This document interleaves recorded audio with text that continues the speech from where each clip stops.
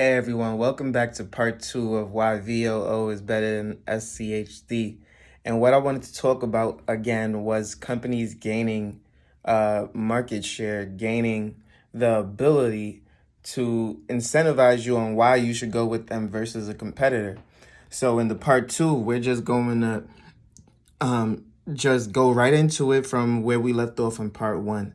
So again, if you find a company whose dividend is higher, but their growth is less, meaning their growth isn't as good as another company, and we were using 3M and Procter & Gamble as an example, then before you still make that decision on which company to go with, you want to look at what they are doing in order to improve for the next 5-10 years. What is their initiative? For example, Honda believes that they will be able to have electric cars rolled out by 2030. That's a goal. That's an initiative. Do you think that that's a good goal? Do you think that that's a sustainable goal? Do you think 2030 is very quick? Do you think 2030 is way too long?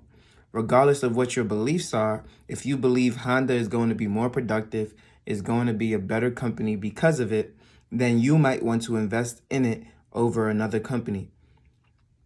If you don't align with the goals and with the beliefs of a specific company, for example, Ford, GM, they're not really too motivated to get into electric vehicles. Yes, they're producing some, contrary to what they have said, but their goals and what they really want to strive for is not truly aligned.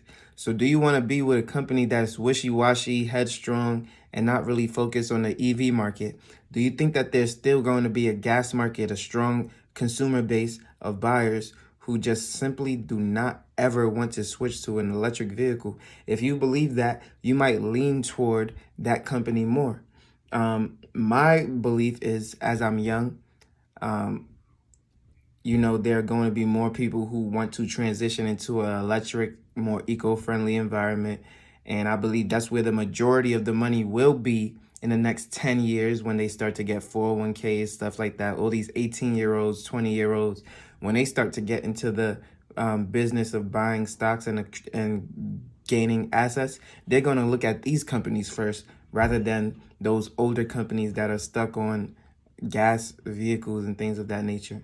So my forward thinking mindset, my projections, what I believe is going to take place, what I believe is going to happen is also going to influence that decision in which stock, which company I decide to go with when it comes to their dividend payout, their growth potential, what they've done over the last 5 years, what they've done over the last 10 years, and what they believe they're going to do, what they are trying to do in the next 3, 5, 10 years.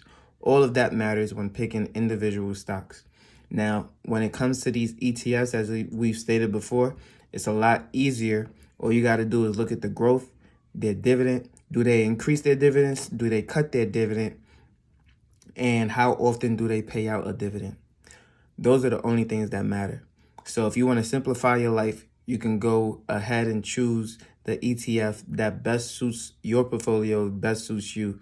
But we've now established that in a 5 to 10 year period, VOO will vastly outperform SCHD in every category, right? Because, the category that matters most is how much profit will you make off of owning the company. And if you profit more with VOO, then VOO outperforms SCHD. It's as simple as that.